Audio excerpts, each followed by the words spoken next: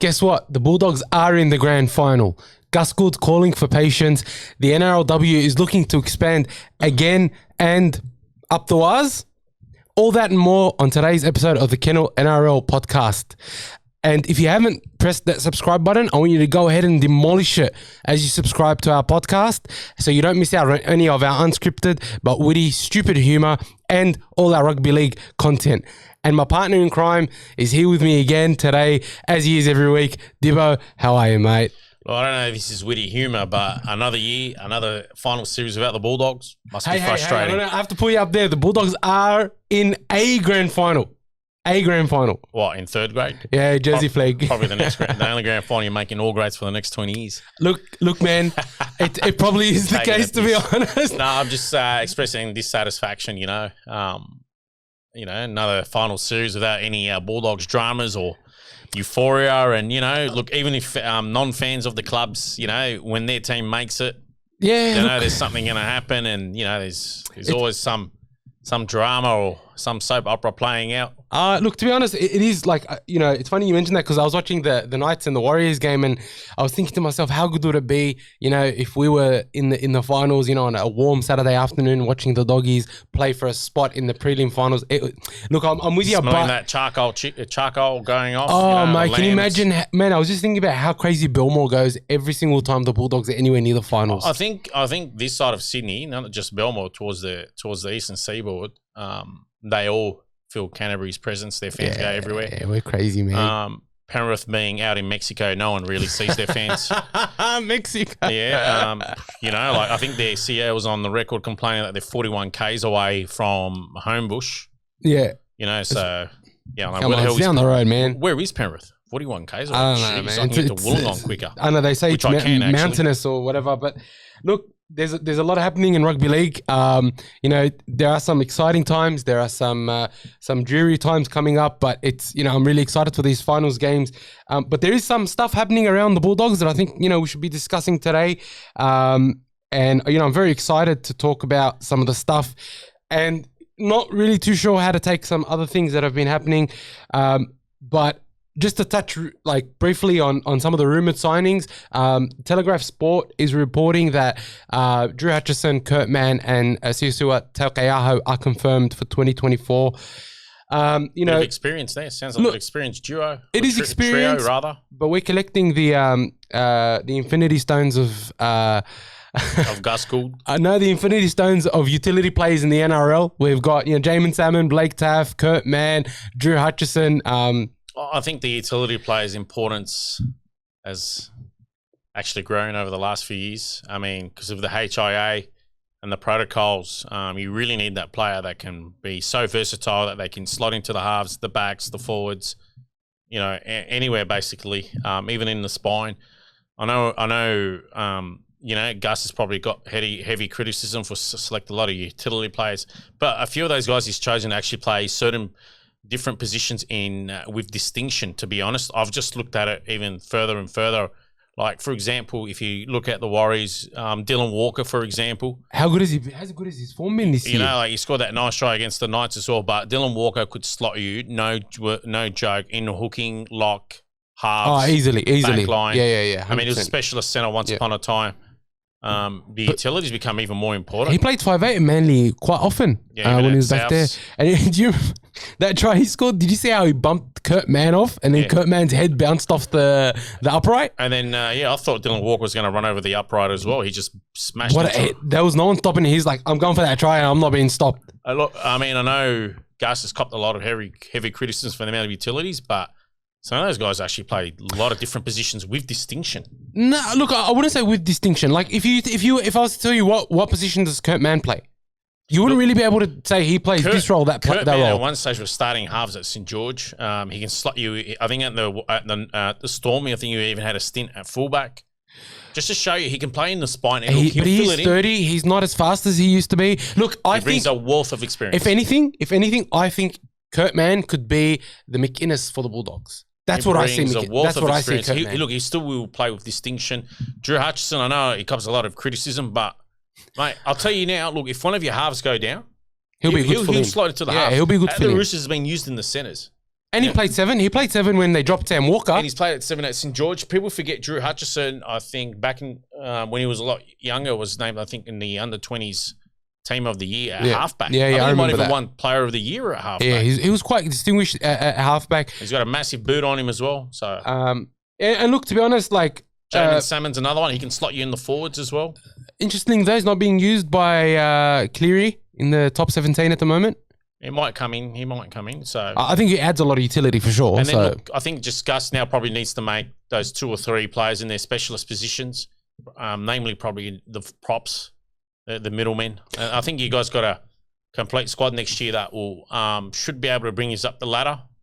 Well, I mean, so a couple of things, right? Dolphins farewelled Barca Famasuli from their team, right? So he's no longer with the Dolphins, and he's being rumored to sign with the Bulldogs. I think you sort of put one and one together to say potentially he's coming to the Dogs. There's another depth forward, which we could always use.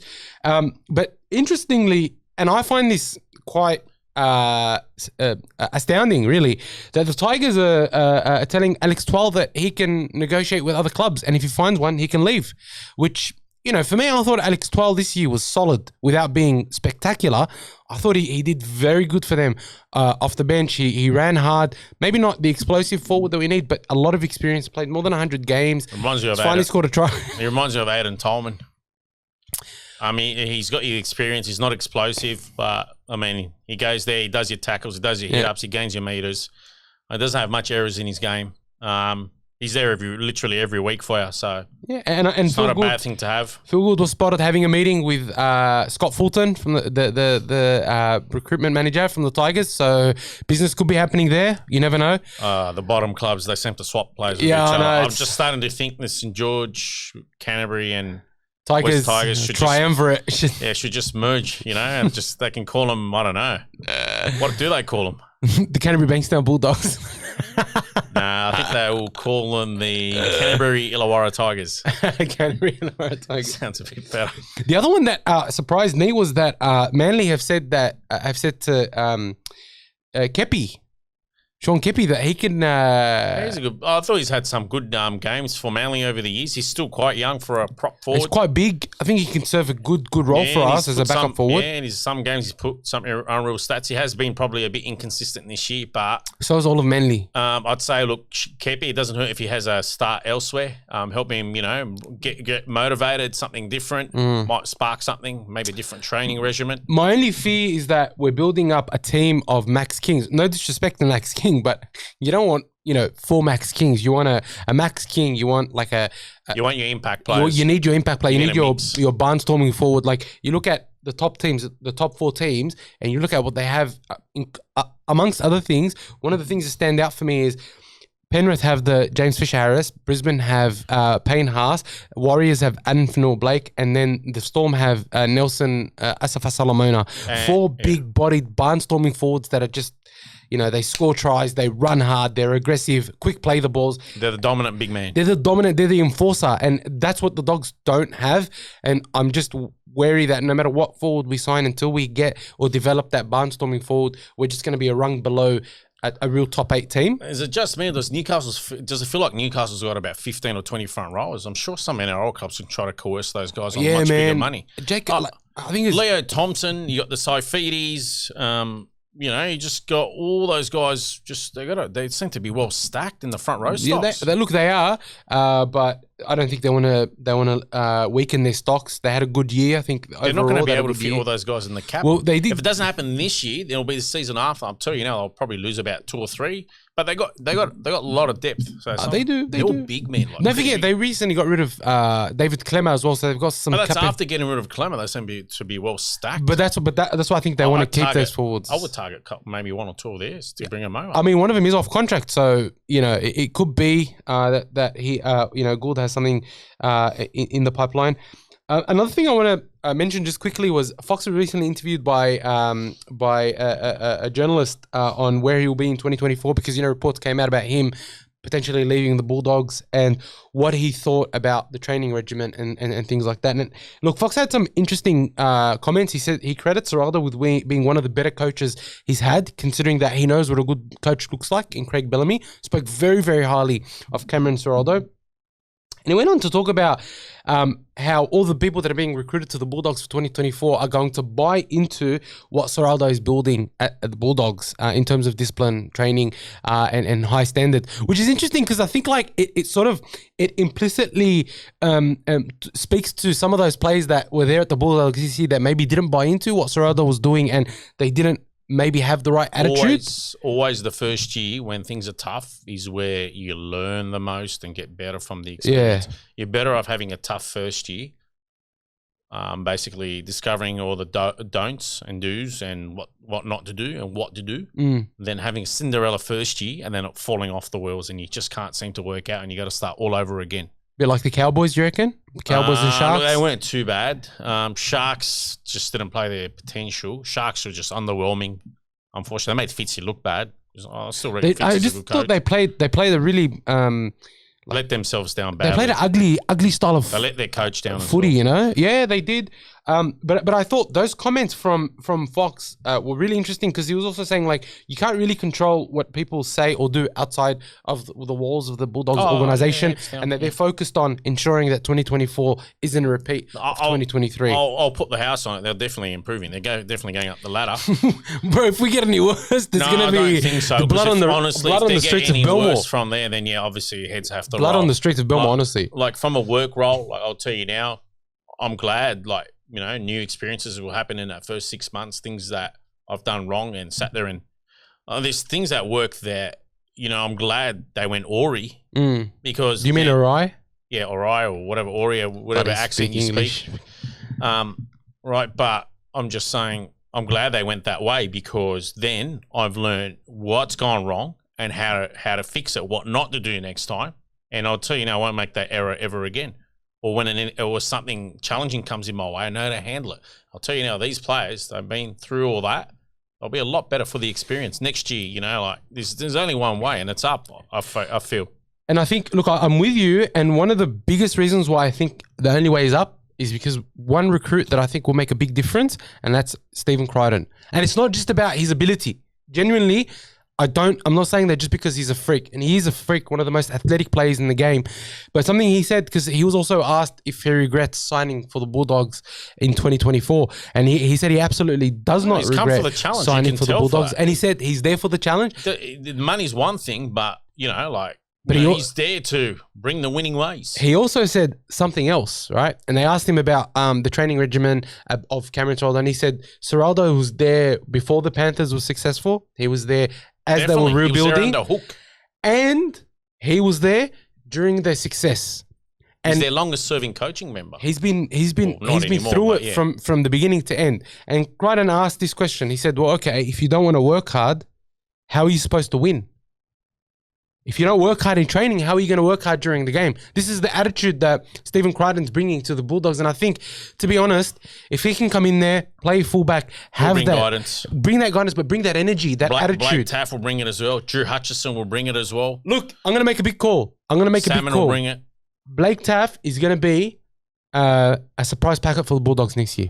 He's a decent player. I mean, he played fullback in a grand final. He's going to be excellent for the Bulldogs, and he played with with distinction as well. Oh, absolutely. And I think we're probably underestimating what Blake Taff will bring. Like, hear me out. Yeah, I'm not saying he's going to do for the Bulldogs what say Reece Walsh has done for the Broncos, but Blake Taff's got the speed, he's got the passing game, he's got a kicking game. All right, and he's got experience, and he's still relatively young. Of course. So he can bring a lot to the team that we may not have had this year. Spot on. I agree with you. Your backline's looking better. It's the forwards now. You just need those 2 or 3 forwards. Yeah. That's who needs to sign. Now, specialty forwards. Look, if we can bring forwards with attitude, with the right attitude, and we can get them working as a unit, we may not be top 4. That's fine. But we won't be... As long as you're heading in rudderless. The right, we won't be right rudderless. Direction. I mean right direction. I don't mean from 15th to 14th. I'm saying let's go from, for example, 15th to 11th or 10th. You know, and who knows? Or scraping through the top 8, making up the numbers, which would be incredible. If they have that jump up where they're challenging for the finals right up to the last round of the season, at the least, because, you know, you don't write them off. Look at the Warriors. What did they finish last year? 15th. 15th. They went straight into the 8. Top 4. There you go. So even better. So you can't just write off Canterbury, even though they looked woeful for them at It times. looked diabolical this year, it did. But and I think that the Bulldogs and the Warriors in the first 6 weeks had a very similar start. But the Warriors, with the steady hand of Sean Johnson, with the incredible talent of Nickel Klukstad in the back, right? I thought he made a big difference. They made a big difference in steadying the ship, where I feel like we probably lacked those steady, calm hands in the most crucial moments. But I also thought that there was some decisions made by Seraldo that shot us in the foot. But anyway, let's not belabor the point too much. Look, if you haven't liked or subscribed, do so now, because after the grand final, we will be releasing a comprehensive 2023 season review of the Canterbury Bankstown Bulldogs, starting all the way back from end of 2022 on the signings that we've made. Speaking about what decisions Seraldo could have potentially changed, what went wrong throughout the season, reviewing how many injuries we had, just going into real depth, and then giving what we think is a fair grading for this season. And then what we want to do is we want to use that so that next year when we start the season, we want to be able to look back at the review, see what has changed, and continue to reassess how we think the team's going based on 2023. And so look out for that. If you haven't subscribed, please do. We have some great content coming up. And we've got some really exciting things in the pipeline as well that do pertain to the podcast, but just some incredible content that we're planning to release on this channel in the very, very near future that I'm pretty sure you guys will enjoy. I'm not sure, Billy, our producer, should we give them just some sort of some hint as to what we're going to be releasing in the off season? Sombreros. That's it. Yeah. Well, we've got some exciting little products coming up, including the hats, some other types of hats, some other cool gear that we're going to be releasing. But also, have you ever asked yourself, why do Buzz and Gus hate each other so badly? Have you ever wondered where that feud stems from? I think they're both redheads to begin with. That could be, but there is a genesis to the feud. There is a start to the feud that goes back very, very, very far. And what we're going to be doing is we're going to be breaking that down and providing some context and some information as to where this feud started and where it's ended up. So look out for that video, and that will be in a very special format, but that's something that'll be coming in the off season. Now, what I do also want to mention just quickly is we've got an Instagram account. We share a lot of content and media on there that doesn't get spoken about in this podcast. Just some news if you want to keep updated with NRL news, but primarily Bulldogs stuff. Like it, I'll link the Instagram account below. Just go there, give it a follow, share with your friends who are Doggy supporters or Rugby League supporters, just to give us a little bit more support. We really appreciate it. Thank you. Now, we mentioned that the Bulldogs are in the grand final. Now, I know we haven't heard that for over 10 years. Or thereabouts. Didn't they actually just win the reserve grade grand final a few years ago or something? 2018, 2019? It's been a while, right? It's been a while since we've had something to really get up for. And the grand final that I'm talking about is the Jersey Flag grand final. They'll be playing against the Roosters on Sunday, the 24th of September at 1 p.m. Grudge match. It is a grudge match. So the Doggies and the Roosters have already played twice, the Jersey Flag teams. The first one was a draw, 22-all. And then the second game was actually the first week of the finals, the Bulldogs versus the Roosters, and they won 26-6 to make it straight through to the grand final. Carl Alawapu. Hat-trick for me coming up. Well, actually, Geordie Mazzone against the Roosters in the week when the finals actually scored a hat-trick against them. I think Carl will score. And Carl, and man of the match. If you saw, we put some highlights on Instagram of that Jersey Flag match, and Carl Alawapu looked like he was a class above. It looked like he was an adult playing amongst kids. He shouldn't be playing. Oh no, but I mean, he's only 18, which which is incredible to see where he can potentially go. But that will be streamed live on the NRL New South Wales Rugby League Facebook page. Now, interestingly, there are a couple of players I think that could be very big for the Bulldogs in future seasons. And when we talk about building the pathways and building, is that game at CommBank? I think it's at Leichhardt Stadium. No, I know the reserve grade this week between South Sydney and North Sydney is at CommBank, so I'd imagine they probably have them both together. It'd be silly not to. I can double check. I don't think it's at CommBank. I do believe. That's interesting. I would have played them together. It's going to be a pretty good game between North Sydney and South Sydney as well. Both sides have significant amount of first graders that play in those squads.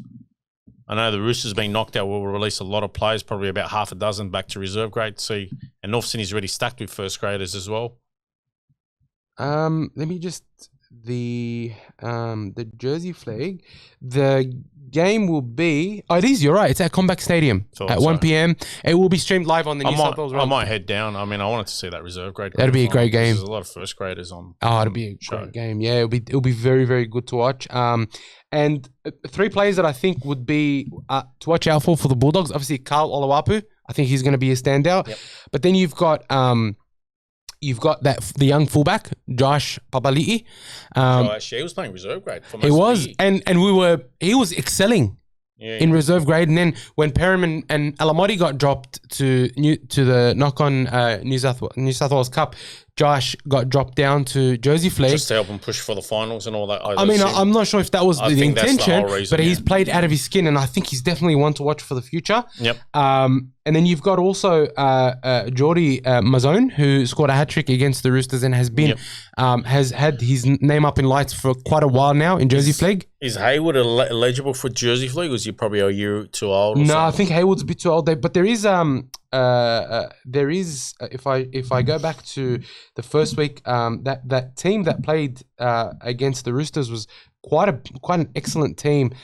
You had Damon Marshall played well, and then you had also the number 7, who I thought has Joseph O'Neill, has a lot of potential as well. So we've got some really good juniors coming through. Yep. If you have some time at 1 p.m. on Sunday, it's not going to be too hot. So, if you want to head down there, or you can just watch it live on Facebook on the New South Wales Rugby League page. I'll actually link that down below just in case anyone did want to watch it. Now, what I also did want to talk about move after that was the Bulldogs NRLW expansion bid. Yep. Another more player talent being diluted, basically. Look, nothing against Canterbury. I think they actually deserve a side. They got a significant junior base. I know a lot of those players are concentrated around St. Christopher's and Greenacre Tigers and Bankstown Bulls. They got a lot of juniors, actually. They got a lot of girls team playing for them. Yeah. They're actually deserving, the Canterbury Bulldogs. It's just unfortunate, though, that the playing stocks are now being stretched, basically diluted. There's some sides in there, they shouldn't even been there. Like, they probably don't even have junior sides. Like the Roosters, I don't think they even have a women's junior side. Maybe one, maybe a handful. Whereas there's stacks that play for the Canterbury comp.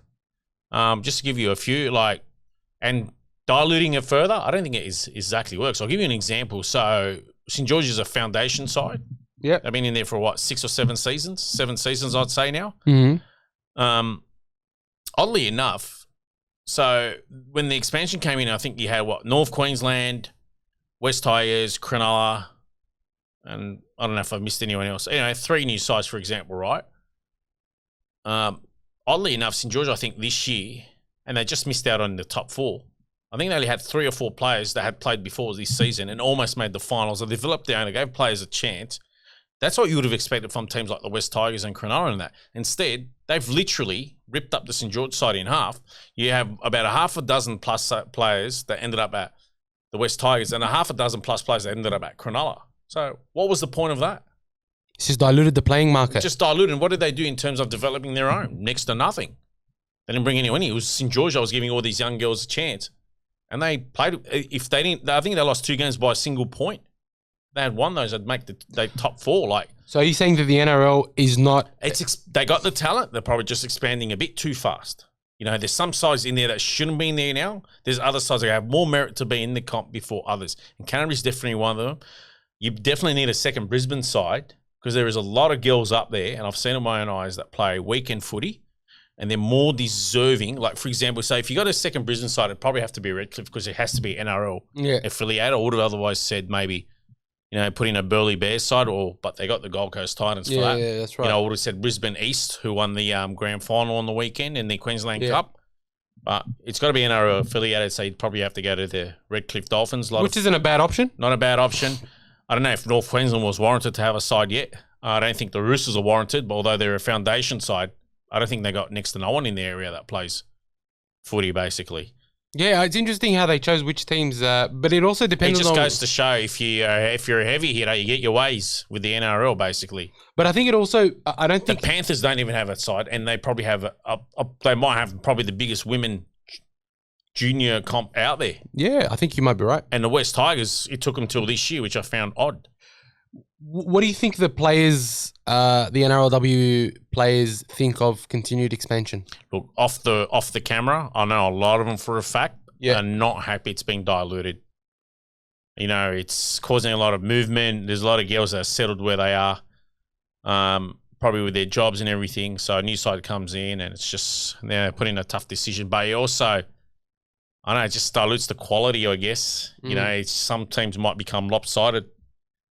So do you think that the NRLW risks becoming like the AFLW? No, look, I'll say now the women have been playing rugby league far longer than I think they've been playing AFL in terms of distinction. The women AFL, if you look at it, is, sorry, I mean, I don't want to sound condescending or anything, but if they're missing 10 metres Too late, you always sound condescending. Go on. I am quite a condescending person. But I'm just saying, like, 10 metres out, you're missing 10 metres out. Come on. Yeah. Like, the quality there is absolutely horrible. Like, all right, calm down. Far out. Whereas the NRLW, like, they play it with some distinction, I will say. Their skill set's a lot better. They're warranted to have a comp. It's just, I think they just let it grow more. There's a generation of girls about 20 and under. The numbers have boomed. Don't expand it too quick. Let the numbers grow. Let the skill set. Let them get more used to it. And then start, putting in those teams. We do need a New Zealand team. Matter of fact, I reckon New Zealand could handle two sides. I reckon New Zealand. There's a lot of Polynesian girls that actually, Maoris and Polynesians that play that game. I think they play it more than anyone else. I think one of the problems is that NRL teams want to get in their NRLW licenses for the next expansion because they don't want to lose that talent to the current NRLW teams. I think they just want it as part of their marketing repertoire, maybe, or just grow the brand or anything, or something like that. Do you think it's some sort of political correctness there where they're trying to, be pro-female? No, not at all. I think it's just to grow the brand more. Like, I think it's to do with being pro-female or anything. I remember as a kid, we used to play. The girls would be allowed to play. There was a lot of girls that wanted to play it. There was just lack of sides. So by the time I think their limit was under 11s or under 12s, some memory. There was some girls that were, they were still comparing the boys at 12 years old. But unfortunately, no pathways for them. So yeah, they lost a whole generation almost. We were talking offline before the podcast, and you were saying something about. Rugby Union. Yep. So, is it safe from the player drain? I'll tell you what NRL has done to the Rugby Union in this country. It's absolutely diminished it to the fact that even before the Fiji kick off Australia, I'm not the only one. There was a large chunk of. Hang on, just to clarify, you're talking about the Rugby Union World Cup match of Australia versus Fiji. Yeah, the Wallabies versus the Fiji. Rugby Union side, a large contingent of Australians down here were saying, look, Fiji should either be the favourites or Fiji should beat Australia. Okay, what's that got to do with NRLW expansion? They've just basically, with NRL, I wouldn't basically having the cash to splash out to players, having literally a 30 or 35 basically salary cap, player salary cap. That's tier 1. They were not including tier 2.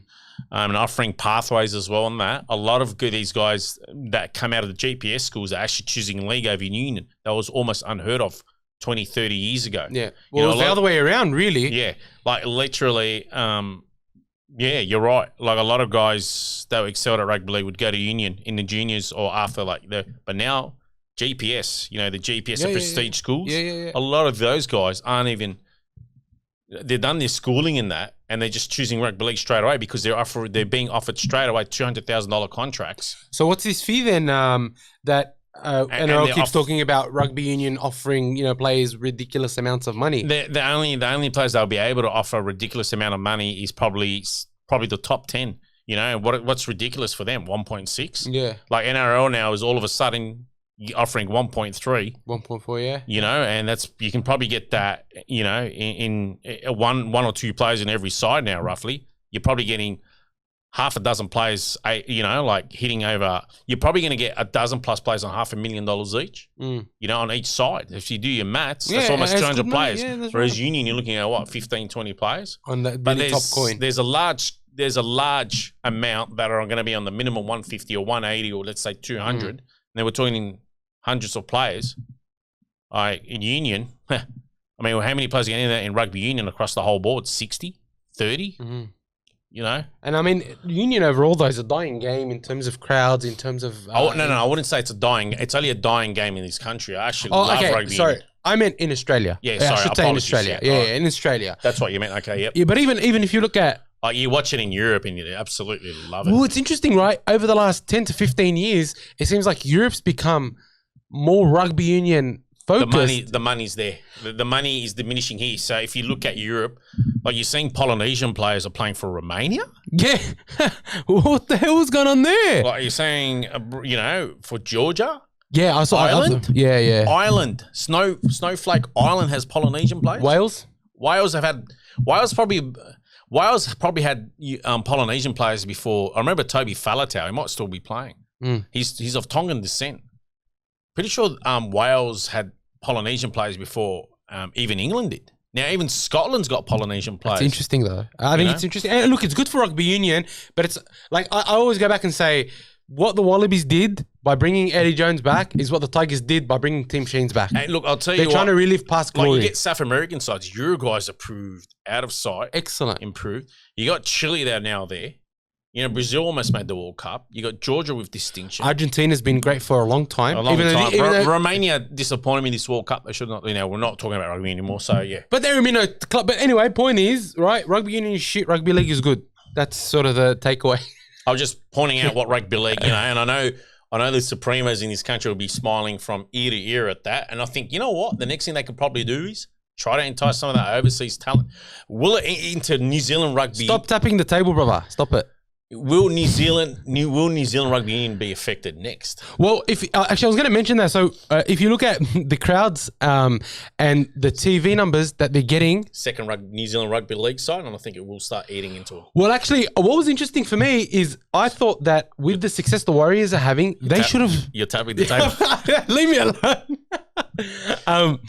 With the success that the Warriors are having right now, the NRL should have come out and actually said, okay, we're doing a feasibility study on a second rugby league team in New Zealand. Can you imagine? They did it a while ago. Like it's, I think I like the name of it. I think they were going to probably be based in either Christchurch or Wellington. They were going to be called the Southern Orcas. I absolutely that would be amazing. That name. Oh, man. I remember seeing the colours. It was like I think it was like aqua blue kind of. Like hey, listen, black. If the Southern Orcas join the rugby league, we're no longer a Bulldogs podcast. We're an Orcas podcast. I love the name. You know what? I've realized every NRL club still has its own culture with its fans. Yeah, 100%. Some, it's just still there. Like you got the latte sippers, you got the teeth missers of the South Sydney Rabbitohs. I think. Look, to be honest, I think for there to be another New Zealand team, there probably needs to be a New Zealand premiership first, like a Warriors premiership. Like they need to win a premiership first. Oh, sorry, I thought you meant they had their own comp. No, they've had their own comp for about. They need to win years. The Warriors need to win a premiership before you can say let's bring in another team. That's what I think. I know that sounds a bit counterintuitive. They can't upset the Broncos. It's not beyond them. Well, we haven't gone there. We are going to preview the finals game, but we're talking about how shit rugby union is compared to rugby league in Australia. Rugby league's good. Rugby union's gone backwards completely. Oh, completely. You know what? And it's the fact that Western Suburbs Magpies reject is their captain now. Will Skelton. Yeah, I wouldn't even call him a reject. But to be honest, he's fantastic. It just shows you. If Will Skelton was playing rugby league, he'd be one of the marquee props in the game. I don't think so. I don't think he's that agile compared to because if you compare the size him and Nelson or say for Solomon, he's probably a bit taller than Nelson. But in terms of agility, Nelson's a freak. Yeah, no, I'm with you. But he's developed his body style for rugby union. To lock into the scrum. He was always extremely large. But I think he could have become a great prop. He came from, just to show you a league, he came from league. Jordan Mailata from the NFL, I think the Philly Rabbitohs? Eagles. No, the Philly Eagles. Yeah, but he was playing. Rabbitohs, 208 centimetres tall. Incredible. Absolute giant. I mean, it would have been a speed hump. Speaking of America, did you see the announcement that Peter V'landys made about about rugby league players that come from America will be exempt from the salary cap? Let's try to test the NFL. You'll get the odd freak. I think we had an NFL player over 40 years ago. His name was something more. I don't remember. I'm not even... long before our time. He was a former NFL Super Bowl winner as well. He came to play rugby league. Yeah, he passed away a few years ago, actually. I mean, he played for the Newtown Jets. It would be amazing, though, to see if we can create a pipeline of talent from America to play rugby league, because it's a game that I think Americans will enjoy. Rugby league is unabashed. It's unconditional, ruthless, bashing. There's no helmets. There are no pads, nothing. It's just about... I'll guarantee you there's a few guys that will definitely crack it in reserves, like hands down.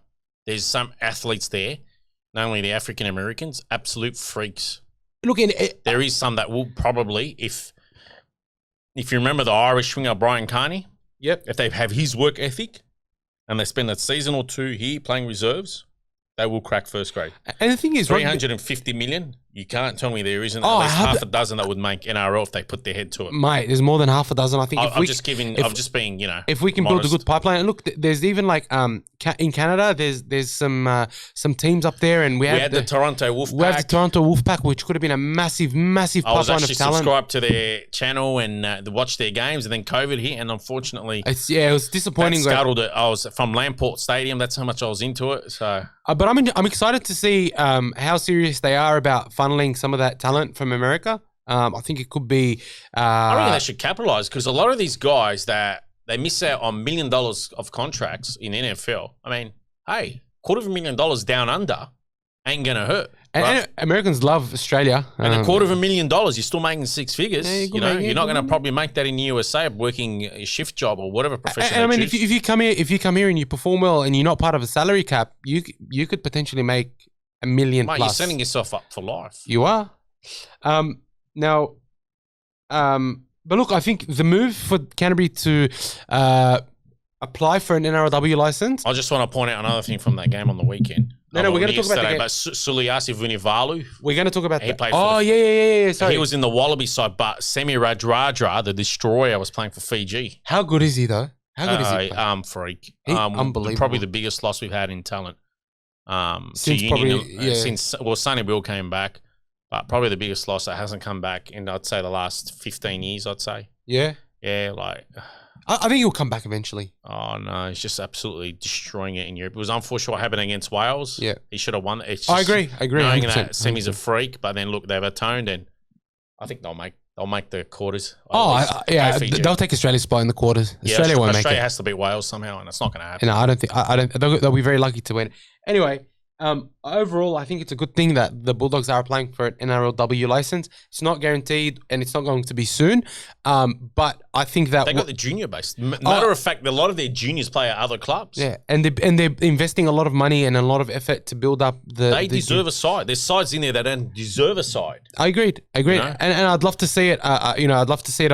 I hope that the NRL handles the expansion intelligently, and they pump more resources into building up the grassroots, because the clubs can't do it on their own. Let's be honest. The clubs do need the NRL support. NRL has been good so far. Let's just see how it goes. I just hope they come in and prize players away from that protected species, the Sydney Roosters, and watch them start suffering, because they develop no one. They literally just become a protected species, get a free ride, and then just take all these players. Okay, but how many players have they developed? And then they claim that they developed them all. How many men have they developed? Legitimately, how many good first-grade players have come through the Roosters junior system? Look, you know what? They've actually exceeded expectations in that case. So but the expectations were very low. You got the Butcher brothers. They've come through there. Yeah. That's probably it. That's bad. Yeah, like you look at all their great players. Victor Radley's claimed to come from there, so yeah. But he's playing for England. Yeah, I said claim to come from there. Yeah, like as in the Roosters. All right, they're a foundation team, but they've got the money apparently and the influence. Teddy, anyway. Teddy, apparently. Yeah, supposedly they developed him by paying him $1 million a year to come across from the Tigers. I mean, and Teddy even backflipped on moving from the Tigers, to Canberra. To Canberra, and he wanted to stay there. But obviously, when you get paid that much money by the Glamour Club, you know what I mean? Protected species. Plus everything that's being given under the cup. According to Brayton Astor, who also agrees, by the way, that he mentioned on James Graham's podcast. I didn't get into that because work was so busy. But he said that there is no way that the 2002 Roosters team wasn't over the salary cap, wasn't cheating the cap. Everyone knows they were.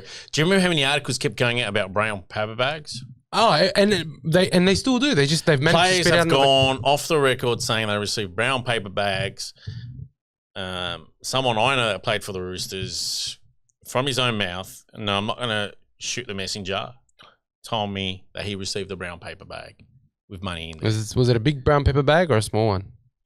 Compared to the others, it wasn't as big. Oh, yeah. Also, I want to mention something happened on another podcast, the Levels podcast. So Willie Mason fathered Tyson Gamble. Yeah, I wanted to get into that. Now, look, I love Tyson's replies because you know what? It hasn't got to the point where it's gotten to the low grubby. They're actually going back and forth, which I like, and they're probably keeping it within the limits, which I don't mind. Obviously, a few expletives there and there. All right, and obviously they haven't really gone to the point where they've said something like very feral against each other. So it's almost come like a love relationship when they hate each other. So I want to see Willie bring him onto his own podcast. Look, I think firstly, some people are saying that Willie Mason's comments after the Newcastle Knights lost were unnecessary. I think it's just. I thought it was funny. I think Tyson's embraced it and is returning fire. And to be honest, I think the initial comments that Mason made about Tyson Gamble would probably lit a little bit of a fire in Tyson Gamble and made him want to play that much better. And to be fair, and I think Willie was warranted to give him another dig after the Knights loss. 100%. And he knows he was going to get a return of serve. And Willie's obviously doing it for content and views and whatnot. And to be fair, it's nothing feral. Lockyer from Aldi did play very well towards the end of from Aldi. Lockyer from Aldi. Lockyer from Aldi did play quite well against the Raiders. I thought he played very, very well in their run. Not having Jackson Hastings there, and hats off to him. I thought, you know what? I think he did very well. I think Bradman Best suffers when Hastings not there. He didn't get enough ball, not even close. Hang on, I just want to say quickly on that. What I loved about these comments and these barbs back and forth is that one is an ex-player, one is a current player. They're swapping barbs. They both know what it feels like to be, they'll get on with life and they'll move on. It's just all the irrelevant people probably copped a lot worse in the middle of a scrum or, in a tackle. Oh, yeah. They would have copped a lot worse. Have you heard the sprays Tyson Gamble gives out to players? I've Way heard more horrible. Worse than feral. What about the one he gave Adam Dewey? Just to show you the only people having a whine is all these irrelevant people that think they're important. Stupid journalists that want to make... not the journos, it's these Twitter folk that think they're relevant. Bro, it's journalists as well that are saying, Buzz Rothfield's like, Mason's comments. And, everyone knows what we think of Buzz Rothfield. The bloke's a dinosaur. If you bring up Tyson Gamble's comments to Adam Dewey, way worse than Willie. I don't remember. Do you remember what he said? Called him, it's... You know what? You can Google it and you'll see it and you're like, wow. Well, there you go. But... Google it if he's at home and see what he told him. A player and an ex-player, giving bumps to each other, I don't mind that. But when you have a journo, like, for example, when that dickhead called Luai, what did he call him? That two-time premiership winner. What did he call him? He called him, he said, why are you a dickhead or something? He called him, why do you act like a dickhead? That was to Michael Carianis, wasn't it? Yeah, Carianis said that to Jerome Luai. Yeah, that was a bit too far by Michael. But, who the hell are you? Right? Players can say shit, whatever they want to each other. Players and ex-players. I don't mind. I enjoy that because they've earned it.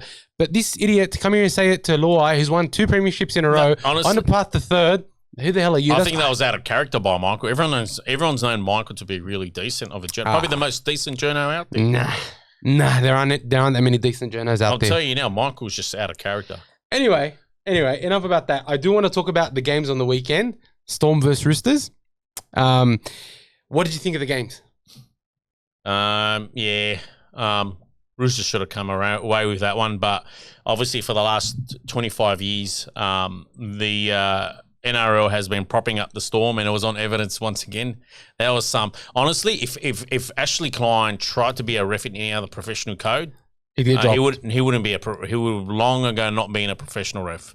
He's had that many blunders, over the years. Somehow he's refed a few grand finals, refed a few World Cup finals. The guy's horrible. He can't even get his defense. He can't even get the 10-metre line right. Misses blatant forward passes. Can't police the ruck well. Misses knock-ons. Just so inconsistent. He's had a bad year. This year's been really bad for him. No, he's had a bad year every year. He's cost a lot of sides victories over the years. Like, you can sit there and make a case study every single year how horrible of a ref he is. And look, maybe we should make that video. What do you reckon? Yeah, but it take hours and hours. You need to literally, you'd have a budget. We can make the top 10 refereeing blunders of 2023. He's on the spot.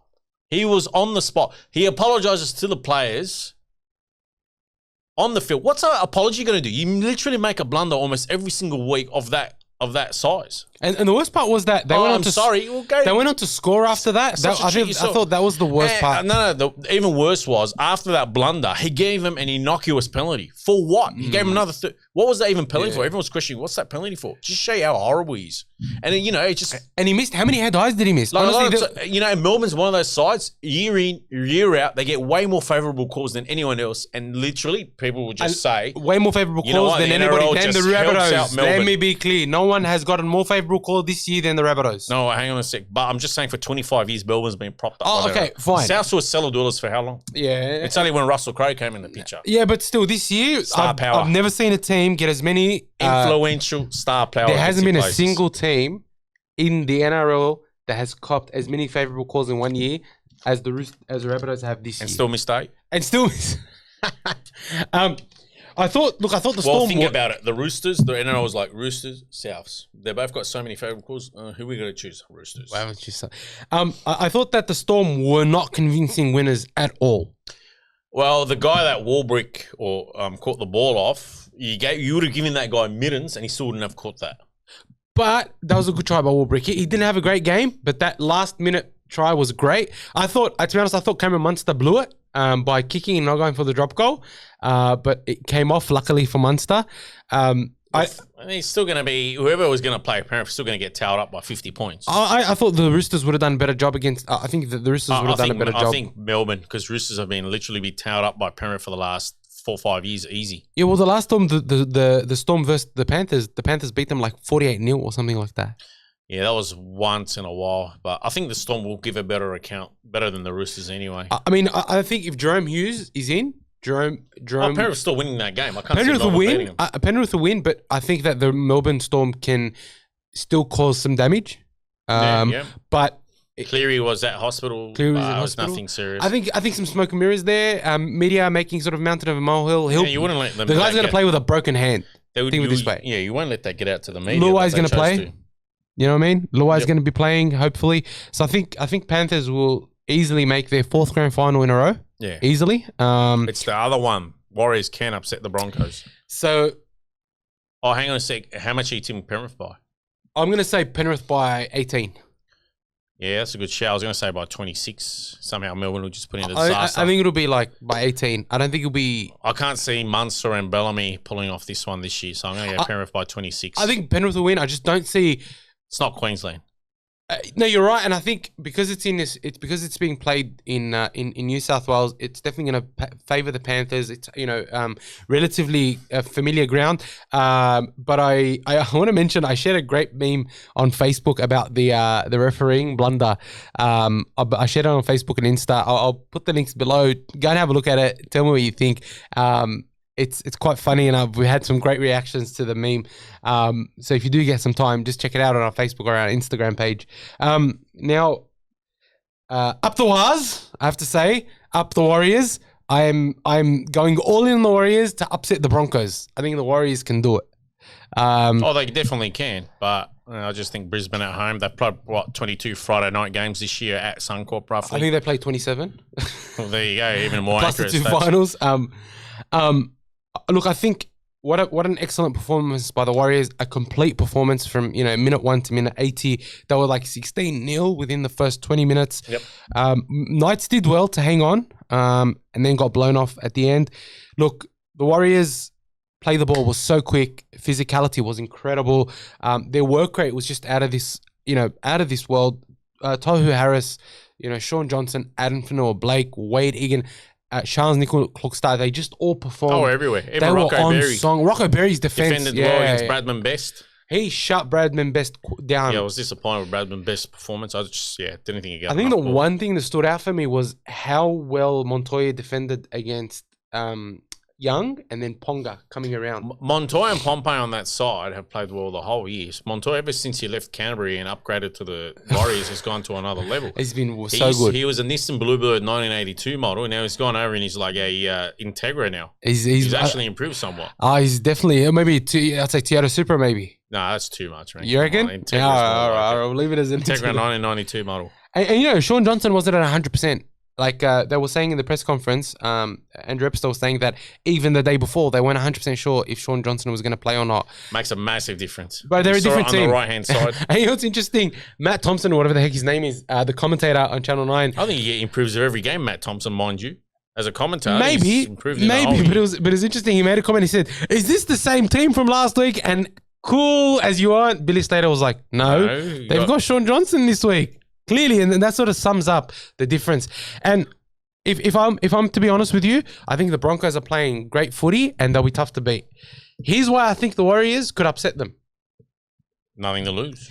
Not only nothing to lose, but if you look at they gotta throw the ball around to get into that grand final, which they will do. Pound for pound, right?